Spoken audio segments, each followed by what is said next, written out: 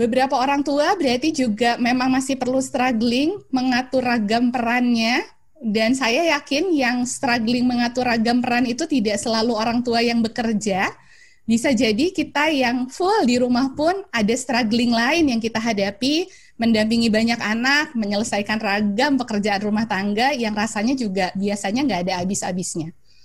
Nah, memang Yanda dan Bunda, pandemi ini nggak ada satupun yang siap gitu ya. Semua terjadi tiba-tiba, tapi kalau kita coba bandingkan diri kita sekarang, anak kita sekarang, dengan bulan Maret tahun lalu, rasanya sih sudah bisa lebih beradaptasi ya. Belum full mungkin adaptasinya, ada masalah-masalah lain mungkin yang jadi berbeda dihadapi sekarang, tapi takaran saya sih, kita sebenarnya sudah berhasil lebih maju kok dibandingkan dengan kita di masa Maret tahun 2020. Iya nggak, Yanda Bunda? Udah lebih baik kan? Anak-anak juga sudah lebih baik kan dalam beradaptasi. Beberapa hal yang kita antisipasi sebelumnya bisa jadi ternyata nggak kita temui saat ini, tapi bisa jadi beberapa hal yang kita khawatirkan, misalnya seperti penggunaan gadget, kalau saya lihat di kolom chat tadi, dari awal tuh kita sudah antisipasi, hati-hati tuh, itu bisa terjadi ketika anak-anak lama PJJ seperti sekarang, dan ternyata betul terjadi di beberapa orang. Namun, mari Yanda dan Bunda, kita sama-sama memulai menjadikan pandemi dan keharusan PJJ ini sebagai sebuah hikmah.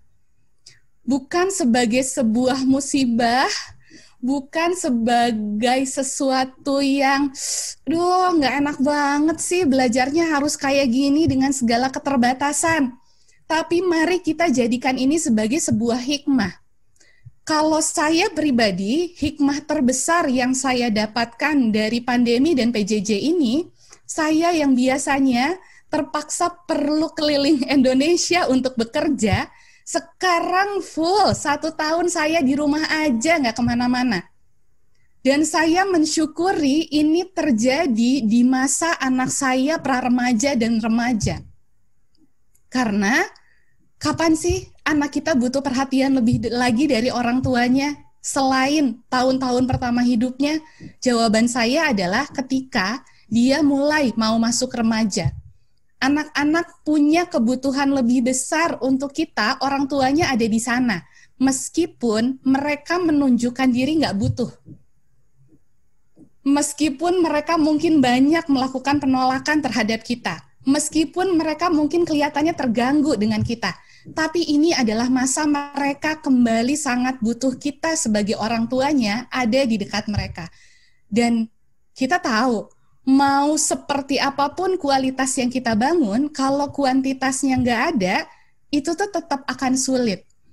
Jadi bersyukurlah dengan pandemi ini yang memaksa anak-anak kita kembali full di rumah, dan kita pun kembali perlu melakukan ragam penyesuaian terhadap aktivitas kita, sehingga kita bisa kembali fokus, lihat, apa ya yang ternyata masih lost loh di anak saya.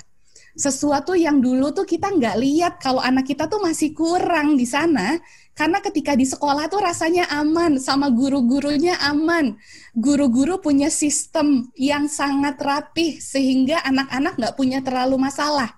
Ketika sistemnya hilang, kembali ke rumah dengan struktur yang jadinya nggak terlalu kaku, ternyata anak kita masih punya masalah ya. Alhamdulillah, kita dibukakan saat ini untuk tahu yang sesungguhnya, entah tentang anak kita, ataupun tentang diri kita sendiri sebagai orang dewasa yang mendampingi anak.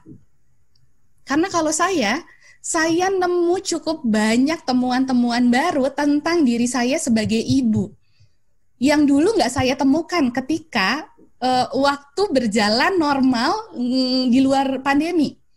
Ketika sekarang interaksinya sangat intens, saya menemukan hal-hal baru tentang diri saya.